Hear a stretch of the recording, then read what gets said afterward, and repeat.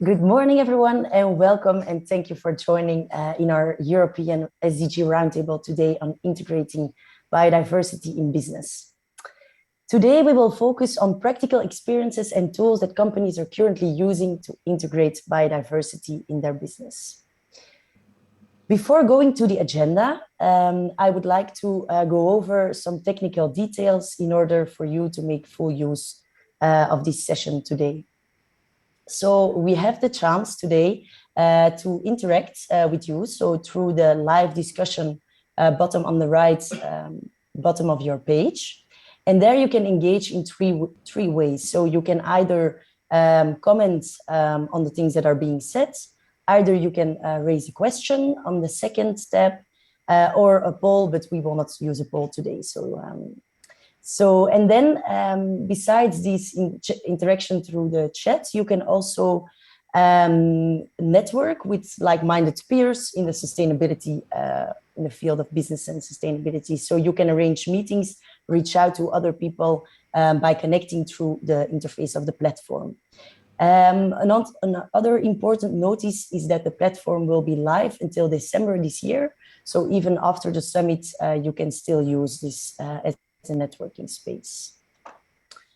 So then we can move to the core of the session today, which is the agenda. So today with us, we have some key figures from both policymakers, civil society and business to discuss how business can integrate biodiversity from a very practical perspective. After my welcoming words, I will give the floor to Mrs. Anna Karmaz, who is the new head of the European Business and Biodiversity Platform. And I will give us an overview of the upcoming EU regulations in light of the EU biodiversity strategy and more specifically how this will affect business. A second keynote will be given by Mr. Gerard Bos, who is the Global Director of the Business and Biodiversity Program at the International Union for the Conservation of Nature, or shortly ICN. He will elaborate on the outcomes for business on the recent ICN World Congress that took place last month in Marseille. After these two introductory speeches, our moderator, Michel Hublet, who is our Senior Director at CSR Europe, will open the first panel discussion and which will talk about how biodiversity can be part of corporate strategies and where representatives from NL, IPSEN and SBTN will engage in the discussion. The second panel will dive deeper on the project level and will look how biodiversity considerations can be taken into account on a project level. And here, representatives from Titan, Cement Group, Engie, and SBTN again will join the discussion. After these panels, we will have, if time allows, around 5 or 10 minutes to also take into account your questions. So we will keep an eye on the chat there. And then at the end, there is some concluding remarks and Michel will wrap up the session.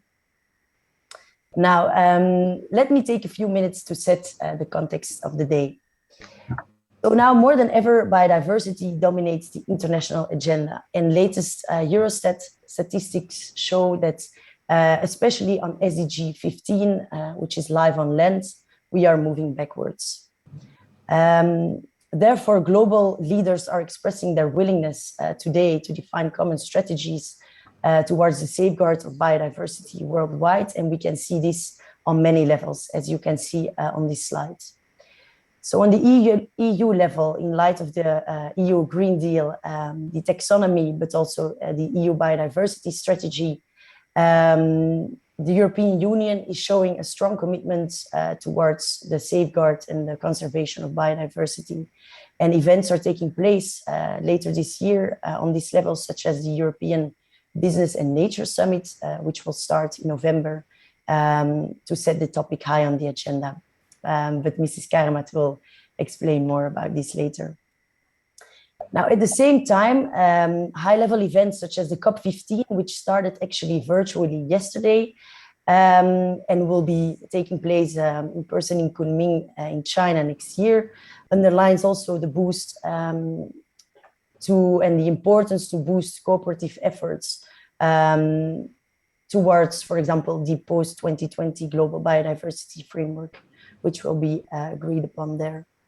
So world leaders are expected to finalize this draft in April and May, and then a new global agenda will be set to reverse biodiversity loss by 2050.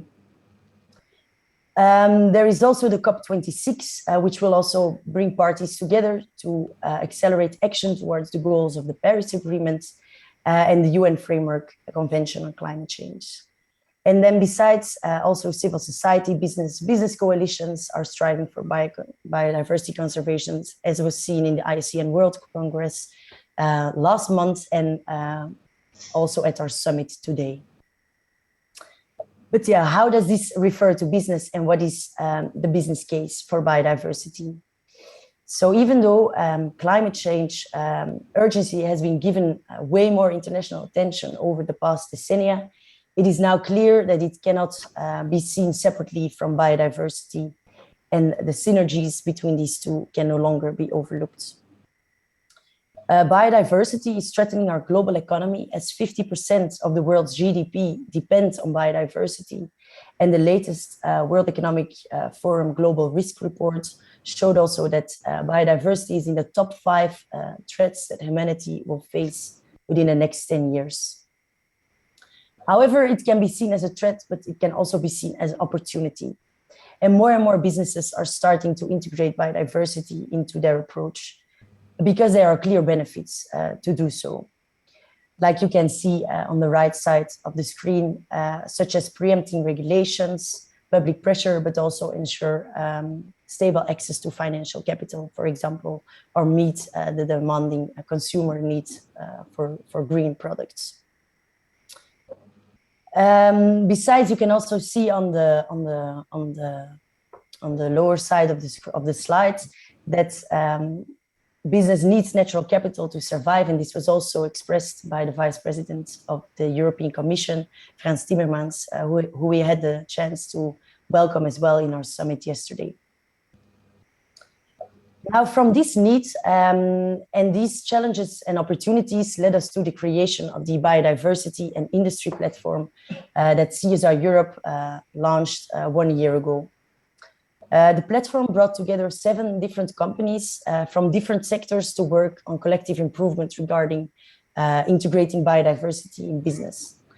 So we actually started to grasp the matter and also how it relates to business with a benchmarking tool, which actually served as a starting point to identify the good practices, but also the common challenges that companies are currently facing when trying to integrate biodiversity in their business. This exercise led to the creation of a common framework, which is a very practical tool that businesses can use to identify the impacts across their value chain, but also to take decisions upon this. And our senior director, Michel Leblay, will guide you through the framework during the second panel. Now, during this process, we got inputs from stakeholders, both policymakers and civil society, as you can see also on the slide. And then companies moved forward into testing this framework. Another exciting fact is that we will launch a blueprint at the end of this month, which will also give you an overview of this process of the first year of the platform. Then I come to the last part of my introduction, which gives you an overview of what we will do in this second year of the Biodiversity and Industry platform. So we had the chance to welcome 2 new companies, Unipol-SAI and also NL Group, and we are happy to have Christiana, the head of Environment of NL, with us today in our first panel. And this year we will focus on 4 big work streams. So first and foremost, we want to remain a space for learning and sharing, where companies can come together and identify common challenges and good practices, so we can learn from each other towards this collective improvement on biodiversity. But besides that, we also want to focus on common tools that are designed for business use. So from a very practical perspective. In this second year, we will develop a biodiversity, maturity, and integration model. This model will focus on from a strategic level, how companies can integrate biodiversity in their company's processes.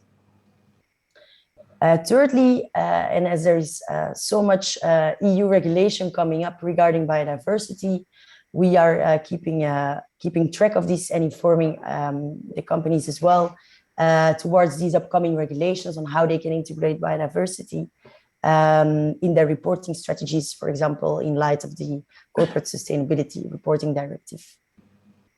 And like we did in the first year, and that is the last work stream I will talk about, we will also take part in external events like we are doing today and like we did in the past year as well. So with no further ado, and on this note, I would like to give the floor to Mrs. Anna Karmaz. So Anna was recently appointed as the head of the European Business and Biodiversity Platform, and she previously worked at the EU delegation in Sierra Leone. Today, she will discuss about the upcoming EU regulations, like the EU Biodiversity Strategy and EU Taxonomy, and its relation to business. So Anna, it's a pleasure for me to give the floor to you now. Thank you. Good morning, everybody, and thank you, Emma. Yes, as said, biodiversity is one of the big global challenges that we face, and restoring nature and conservation of nature is one of the top political priorities of this Commission. We adopted last year the EU 2030 Biodiversity Strategy. This is a core element of the EU Green Deal and also of the EU Recovery Plan. So the main objective of the biodiversity strategy is to restore and sustainably manage Europe's ecosystems, to enable a transformative change that we need, and to establish a coherent network of protected areas, and also to set the ambition for our global biodiversity efforts. The strategy sets targets that we want to achieve by 2030. We want to have a legal protection of at least 30% of the EU's land and sea area, the strict protection of at least 10% of that area, no further deterioration in any habitats and species listed in the EU Habitats and Birds Directives, and a positive trend for at least 30%. We also set the target of restoring degraded ecosystems at land and sea across the whole of Europe. So one of the legislative actions that we're working on is a law to set restoration targets, legally binding restoration targets for ecosystems. We have been working on this and hope that by the end of the year we will be able to present a proposal. So this nature restoration law will aim to establish an overarching objective to ensure that ecosystems in the EU will be restored by 2050. It will then also establish a number of targets for specific ecosystems, and coupled with an effective implementation framework. For many habitats and species which are not covered by existing EU legislation, we don't yet have EU-wide definitions of what degraded ecosystems are, and we have no agreed methodology yet to assess the condition of such ecosystems. So it is not possible at the moment to establish a baseline for these ecosystems and assess how much it would take in cost to restore them. That's why at the moment we're thinking of a two-step approach. So in a first step, we would propose legally binding targets for those ecosystems or species groups which we can assess. So that would be habitats listed in Annex 1 of the Habitats Directive, marine ecosystems, soil, organic carbon, pollinators, and urban green areas. So these ecosystems are under discussion, not decided yet. And then in a further step in the future, we could consider setting additional targets for other ecosystems once we have established the necessary methodologies for measuring the condition of these ecosystems.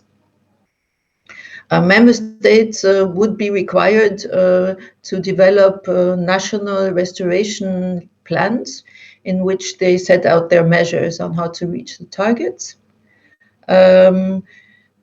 Links will be made to funding opportunities from existing sources, such as the LIFE program, research funds, and regional funds. And there's an institutional agreement that 10% of the EU budget should be spent for biodiversity from 2027 on. So this will also make additional funds available for these restoration efforts. And we hope that businesses will be interested in participating in the efforts. The biodiversity strategy recognizes the important role of business for the achievements of the objectives of the strategy and sets out a range of actions, how businesses can be involved. We think that firstly, it's key to measure and integrate the value of nature into business decision-making processes. The Commission is working on a knowledge center that will bring together all the activities to set criteria and standards to describe the essential features of biodiversity, its services, values, and sustainable use. This will include measuring the impact and environmental footprint of products and organizations on the environment, including through life cycle approaches.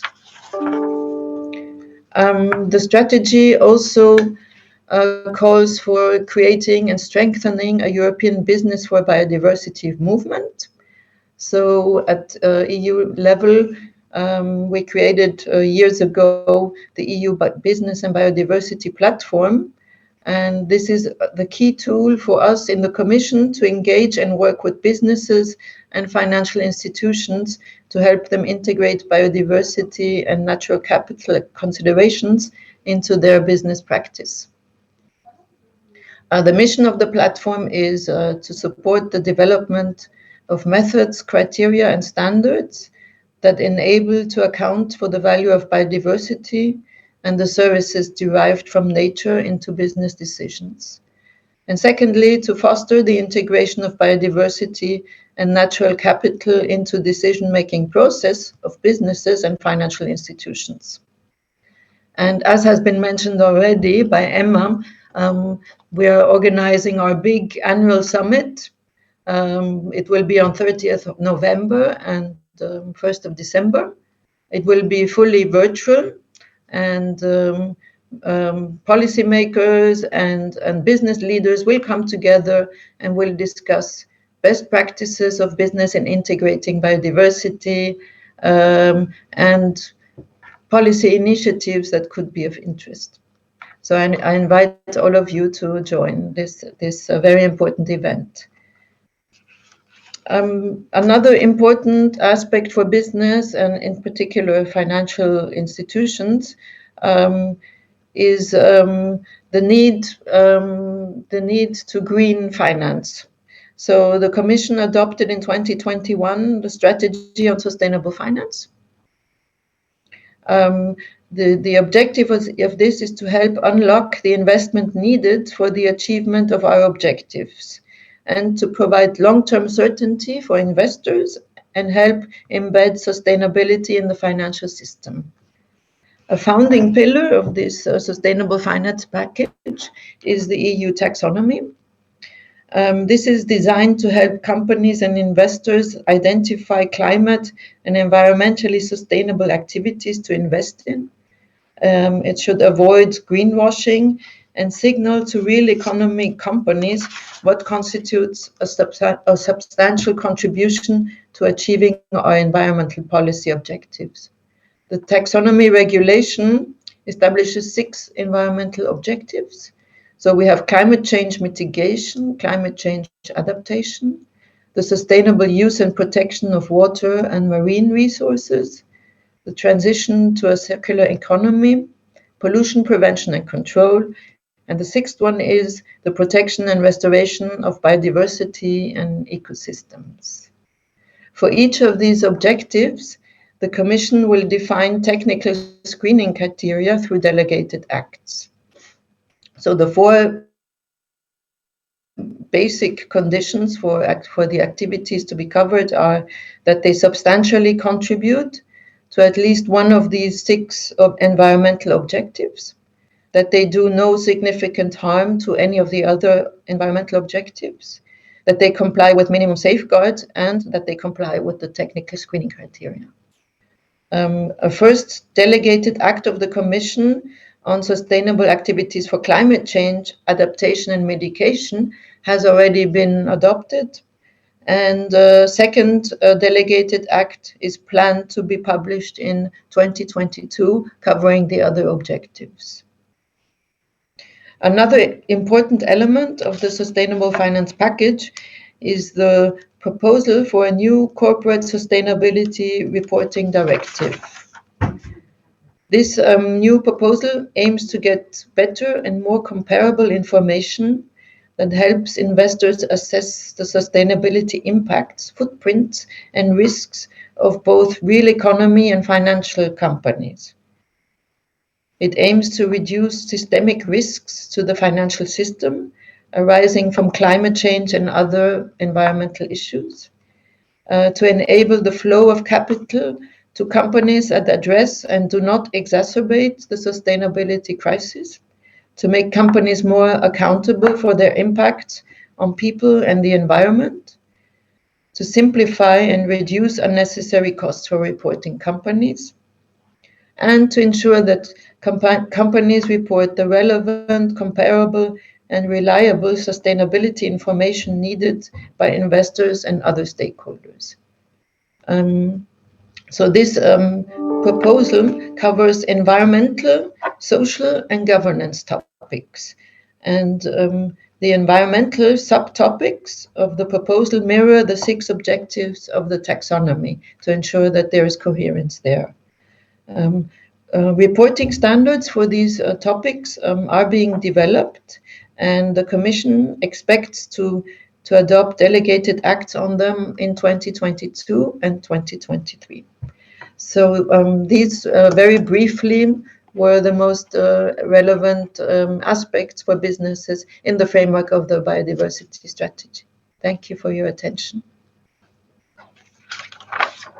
Thank you, Anna. It was very insightful, and indeed, I think your presentation shows that biodiversity is a key topic for the European Union, and the Commission has 10%, as you indicated, that 10% of your EU budget will go to biodiversity, which I think is a very strong signal, and also looking forward to the nature restoration law that you will launch at the end of this year, or that you will.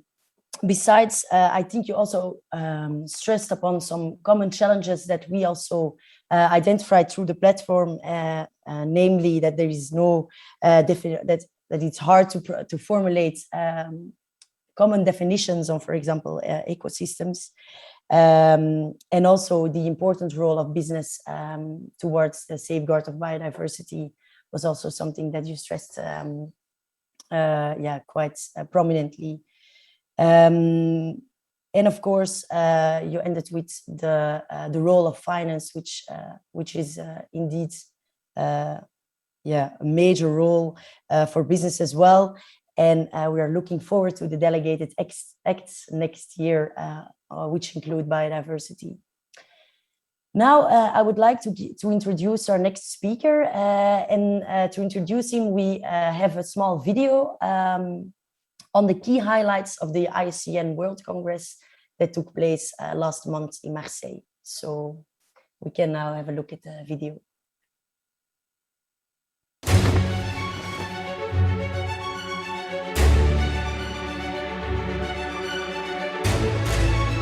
On sait qu'on ne peut pas vivre bien et en bonne santé dans une planète malade.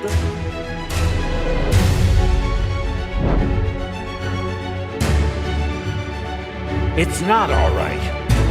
Damn it, it's not all right.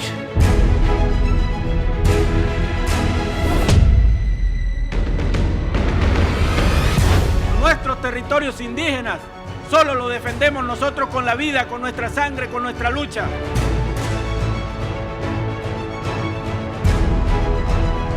This year, this gathering is coming at a very topical moment. We have experienced how we humans, how strong are we interrelated with nature.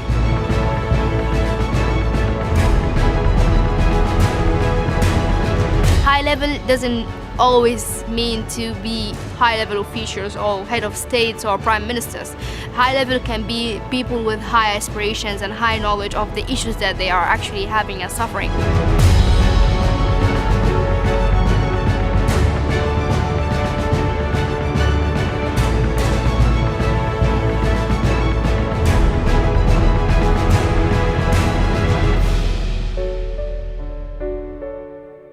I really hope that all the speeches will be turned into the action very soon because we can't wait.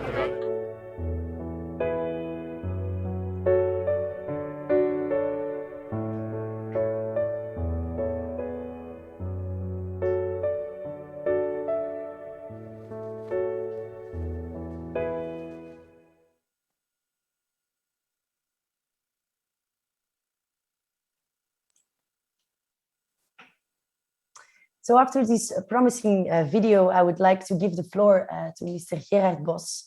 He's the director of the Global Biodiversity and Business Program at the International Union for the Conservation of Nature.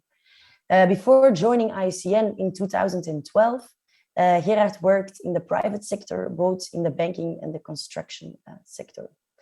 Today, Mr. Bos will give us insights on the main outcomes of the ICN World Congress for Business and the relevance of business taking action on biodiversity. Thank you, Gerard, for being with us today, and I give the floor to you. Yeah, thank you very much, Emma. And as you saw, first, thank you for CSR Europe, to invite me to this event, but also thank you for having this SDG Summit, which is crucial, and having all actors of society being together and discuss on how we can make this a better world.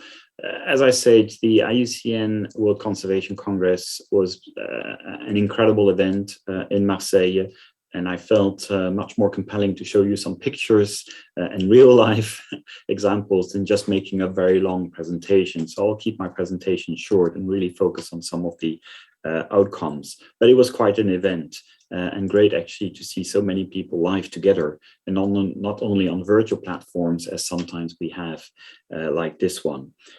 So the Congress was actually one of the first major environmental events in a hybrid format, so in person and people online.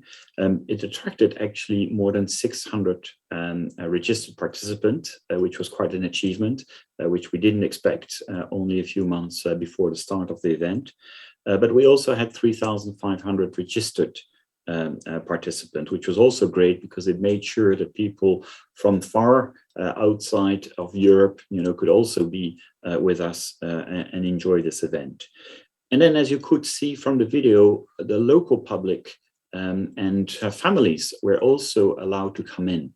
And so there was a whole portion of the site in Marseille that was made available to families and school children in particular, because we want, of course, this topic of nature and biodiversity to be spread through the whole population, and especially the new generations, because they will be the leaders of tomorrow. The event drew quite some political and press attention, and there was a very specific reasons why, with the French hosting country, we decided to hold this event in September, despite the sanitary conditions that were still on force, because we know that this was an important moment just before the UN Convention on Climate Change, which is happening next month in Glasgow, and we wanted to send a strong nature and biodiversity message to all the delegates there.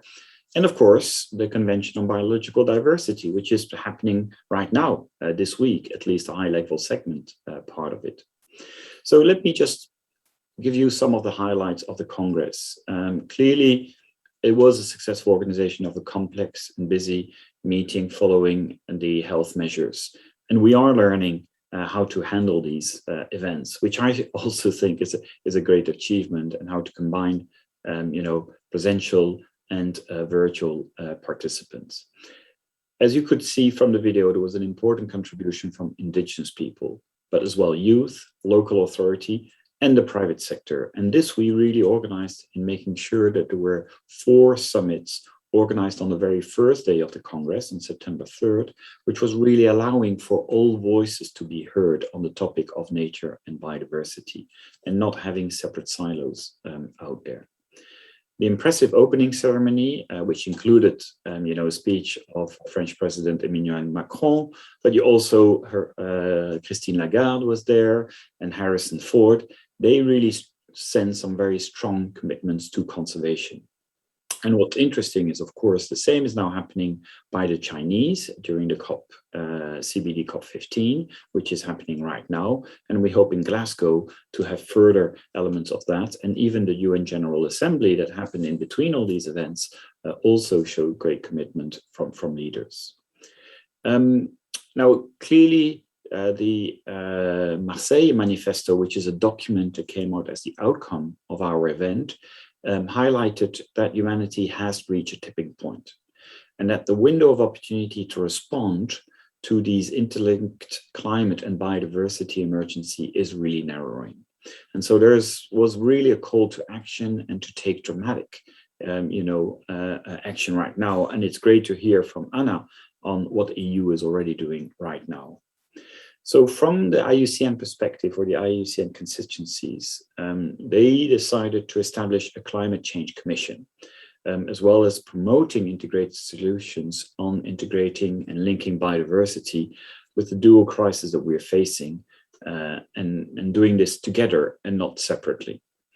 On biodiversity, there was a really great call to the upcoming post-2020 global biodiversity framework. And I heard that yesterday, an open letter from CEOs appeared, in the Guardian, which really called CEOs calling heads of states to really take thematic action, and making sure that the targets that are going to come out of the global biodiversity framework are actionable and implementable, and are really trying to drive the changes that need to be driven. On the rights, clearly the rights and the role of indigenous people and local communities in conservation was really recognized, as well as the need to continue to protect environmental defenders. Still, people that are at risk in some countries, not in Europe, but of course we're facing that in some of the developing countries. On the ocean, there was also some interesting decisions that were taken there, where in order to protect the deep sea ocean ecosystems, which are all not very well understood, and Anna highlighted that even on the land-based ecosystems, we don't have all the answers yet. There was actually a moratorium asked for on seabed mining and taking action for biodiversity in areas beyond national jurisdiction. And this is an important element to also make sure that we do respect the precautionary principles that the conservation community has always driven for. And then on health, promoting One Health approach, addressing the drivers of biodiversity loss to protect humans, animal and environmental health, to prevent pandemics, because that's clearly also something that we learned from this crisis, that the pandemics has learned us to react and to change dramatically in our habits and ways of doing things, but also we want to see on how we can prevent these to happen further. Now, coming to an end, because I see that my time is up, it's really that from a business perspective, there was a very strong presence from business at Congress. And we had 15 CEOs right there at the very first day of the Congress, and they represented more than 600 billion worth of turnover. And they clearly had a very strong message where they said, we want to be part of the discussion. We want at the table, and we want to be not on the menu of the discussions. We want to collaborate and actually install radical collaboration with the various partners, science, academia. But to a certain extent, there was also an impatience to get to work and making sure that we don't wait for the perfect science and data. And there I'm looking at you, Alain, in moderating your panels afterwards, is let's get moving. Let's not wait for the perfect science and data to be there. There's already a lot that can be done. There's a lot that can be done in integrating biodiversity in our overall supply chains. And there the agricultural sector is doing there. There is very much that can be done in rethinking business models, and the energy sector, and I know some of the energy companies are on the call today, that they can rethink their business model to make sure that nature is fully integrated when they're going towards a low carbon economy. And finally, as Anna highlighted just before, let's make sure that the enabling framework accompanies all these changes, all these voluntary efforts that are happening. And let's make sure that the new finance and economic systems really do integrate nature risk in a proper way, as has happened for climate, but now should be happening on nature. So optimizing a global response requires action from all, for all, to be able to act. That's really my key message, or the key message that came out of the ICN World Conservation Congress. And thank you very much for your attention.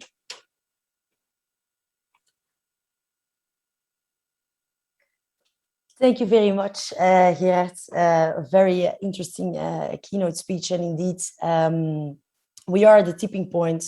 And also interesting that you noticed that you mentioned that business want to be part of the discussion, and that collaboration brings everyone further. And that is why we are here today in this roundtable. So with no further ado, I would now like to give the floor to Michel Hublet, who is our Senior Director at CSR Europe, to moderate the two panel discussions. So Michel, the word is yours.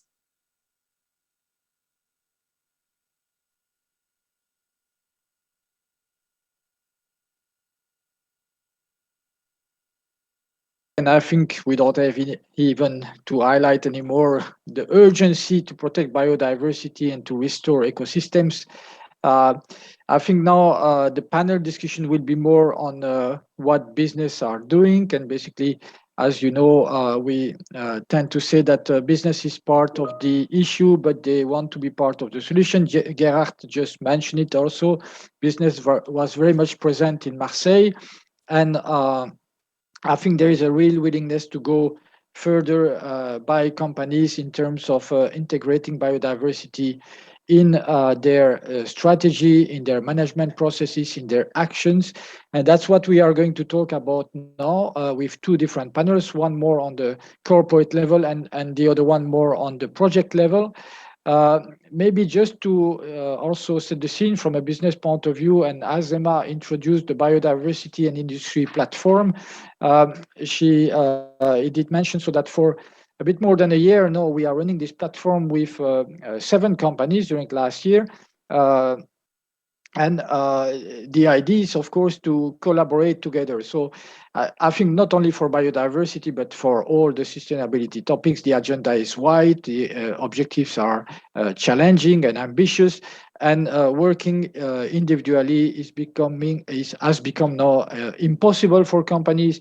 And it is necessary to help each other, to share best practice, to learn from each other, to discuss with stakeholders, and to take action in a collective way. Biodiversity is a collective effort, and that is the reason why, basically, on the request of some companies, we have set up this platform. What we have done last year to start with, and that's just to set the scene of the first panel at corporate level, is to benchmark a little bit the companies in terms of where they are, in terms of governance, strategy, risk assessment, interaction with stakeholders, or basically metrics. Not to tell, okay, some companies are good or some companies are bad. No, it's not the purpose. It's just to know for each of the company, where am I on my journey for biodiversity? And that is a starting point. And out of that, where is the biggest urgency for me? What do I need to put in place? And how can I learn from the other companies of the platform, and maybe from external stakeholders as well, what I can do in terms of integrating biodiversity in my strategy, in my business processes, etc. So that was the starting point. Without going in the details of this first analysis, we could see that different companies are different level of the journey. And that's what makes it rich. And you can see that we have companies from different sectors, which is making the interaction even richer. And the fact is that even if you are at the beginning, the benefit to collaborate with others, or if you are a leader, is the same. So there is still much to do, and that's the reason why we invite all the companies actually on this platform, or to collaborate just definitely between with some other companies and some other stakeholders. So now I will start after this small introduction, the first panel. So the first panel is about how can biodiversity be part of the corporate strategies. And I have the pleasure to have on this panel Mary Charteris from IPSEN, Global EHS Director, Christiana Lamarca from NL, Head of Environment, and then Alain Vidal, I think that some of you know already because I already mentioned about him, from SBTN. Thank you all three to be with us for this first panel discussion. And I'd like to turn first to Mary. Mary, IPSEN was part of the platform since the beginning. And I think at IPSEN, you are doing quite already a number of good things. And that's something I forgot to mention about in my introduction, is that actually, even if it's not always structured, many companies have already a number of activities in place. And but in IPSEN, you have also a biodiversity program in your 2030 strategy. And maybe you can tell us a bit more about this biodiversity program, and also how you engage with employees in this biodiversity strategy. Thank you, Michel. Yeah, so at IPSEN, we began with having a global policy because we needed to have some kind of point from the leadership at the top that we need to do something for biodiversity. And in that policy, it's quite a broad policy. We have diverse sites, we have manufacturing R&D, and we have office affiliates all around the world. And some of the land we own and some of the land we don't own. So this policy had to be very broad to enable everybody, all sites, to contribute towards the encouragement and improvement of biodiversity. And one of those things, and a major part of it, is engaging the employees. So the employees are engaged by, first of all, we do staff awareness programs. So we've had inspirational speakers that we've broadcast on our intranet across the world and made the recordings of that available for everybody. And these speakers have spoken about the importance of biodiversity and what people can do themselves to help prevent this or slow down this catastrophe. We also have engagement of employees at sites. So one of our sites at Île-sur-le-Sorgue in the south of France, where they've partnered with EPO, which is the local organization for protection of birds. They've done surveys on the sites, and they have had a biodiversity action plan where they've created habitats, bird boxes, bat boxes, even getting the employees to help put up a screed area for the benefit of reptiles so that they can bask in the sun. So and employees are really, really engaged with this. We found this all over the world, whether it's affiliates, offices who can't do the work, don't own the land, or whether it's programs actually at sites where we own the land. The employees are really, really engaged. I mean, they can take part in the surveys by, if they see observations, they can record those, and it all goes into the data pot for what we have on sites. So various other comms we have as well, what people can do at home, because we have this ripple effect. Not only can we do things on our sites, but the more we engage our employees, the bigger the ripple effect beyond the organization. And so giving ideas to people what they can do at home for biodiversity, and ideas for their children to do. And that was really helpful during lockdown, I can tell you. It was very appreciated. I think I'll stop there because I know we're short of time, aren't we? Thank you, Michel. No, we have time. There are many things already in place, so that's good to hear. I think I take out of your elements, and in fact, the first is the commitment from the top, which is necessary definitely, and that's what we also see for all the key topics in sustainability, not only biodiversity, to have a real commitment from the top, but then to involve all the employees definitely, and good to hear also that you have, for example, an approach for each of the sites, so that also you have data, you have information, and all that. Maybe just I'd like maybe just to have a little bit more explanation that you can share with us, also Mary, about IPSEN Planet and how you engage experts to talk to employees and to motivate employees. I think that is an interesting experience. Thank you. So we have an intranet which reaches all our IPSENs, all over IPSEN offices and sites around the world, and there's always a front page where we have once a year we have these inspirational speakers that come, and we do a big splash on our IPSEN Planet intranet, and so the intranet is our big internal global comms tool that we can reach everybody with, and from there you can also click on other links to other things, that information about biodiversity programs. Great. Thank you, Mary. Thank you, and thank you for sharing what IPSEN is doing. I think definitely for the pharma industry, biodiversity is on the top of the agenda in general, and at IPSEN as well. Good to hear. I think it is also on the top of the agenda of NL. And we have Christiana Lamarca. Thank you, Christiana, for being with us. So actually you are joining the platform now for the second year, for the start of the second year. So we are happy to welcome you. NL is very much advanced in all sustainability topics, and also for biodiversity. You have it also on top of your agenda, and you are working on biodiversity for already a number of years, as far as I know. And maybe you can also tell us a bit more how biodiversity is embedded in your strategy and your business processes, and also in your 2020-2022 sustainability plan. Michelle, thank you for having me in this roundtable, first of all, and welcome to all the participants for being joining us. As you said, protection of natural capital and biodiversity is an integral part of our strategy, and the way we mainstream these values, these goals in our governance is by making this biodiversity part of our ESG's backbone for the overall strategy in energy transition.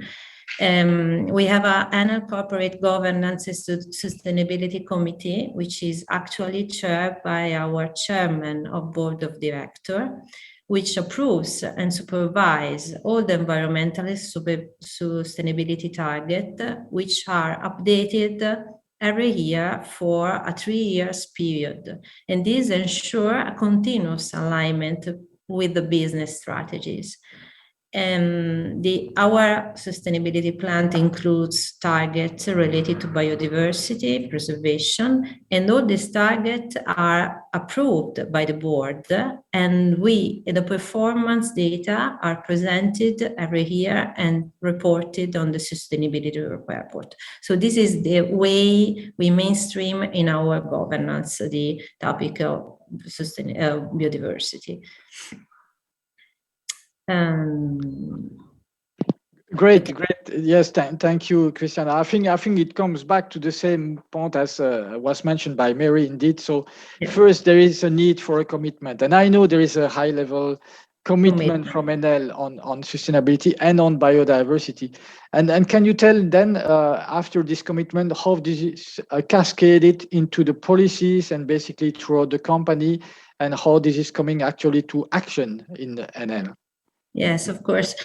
As you know, company has some biodiversity obligation by law, and this is, of course, mandatory, as is a very important point, but most of our action are performed on voluntary basis in accordance to the annual commitment. In 2015, we published a biodiversity manifesto, which embraced the mitigation hierarchy principle and the biodiversity non-at-loss commitment for the new, the building of new infrastructure. And this commitment prioritized also the finding of positive equilibrium with local communities.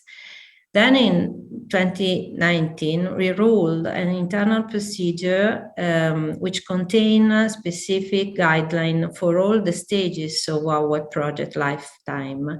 So in the design phase, we try to avoid impact by siting.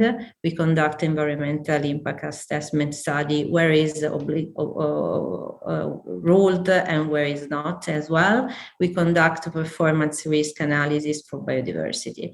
During the construction phase, we monitor the impact and try to minimize all the impact, the negative one, also for the site work impact. And during the operation, at the end, we monitor the implemented measure and correct this if necessary. Of course, to balance any residual impact, the company has a specific program in place, for example, conservation or engagement species or restoring degraded areas agreed with local authorities and community. Moreover, in addition to this procedure, we also develop an internal process to evaluate company-wide risk on all the sections, and one part is related to biodiversity.